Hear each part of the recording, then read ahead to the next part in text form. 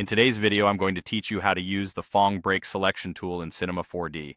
If you've ever needed a quick, reliable way to isolate crisp edges or gather the borders of flat surfaces for cleanup and texturing, this tool is designed for that. It analyzes the angle between neighboring polygons and automatically targets the places where smoothing breaks should occur. Start by selecting your object, then go to the Select menu and choose Phong Break Selection. As soon as it's active, you'll see dark blue lines appear across the mesh. Those lines show current Phong breaks, the edges where shading changes abruptly. These visual guides, together with the tool's threshold, drive which edges are selected. Now look to the attributes for the Phong angle.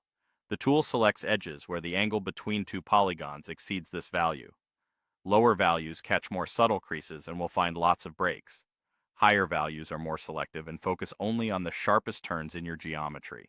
Adjusting this gives you precise control over what the tool considers a break.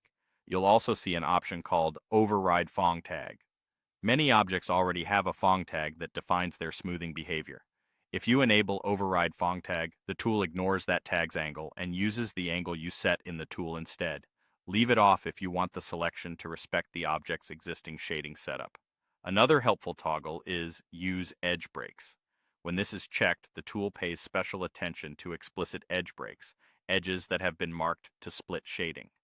This is especially useful with imported assets or meshes that already contain deliberate breaks you want to follow. Refine the Phong angle until the dark blue guidelines and your edge selection match your intent. Use a lower angle to isolate sharp mechanical corners. Raise it to concentrate on the borders of flatter, planar surfaces. The visual feedback makes it easy to see when you've dialed in a clean, meaningful selection.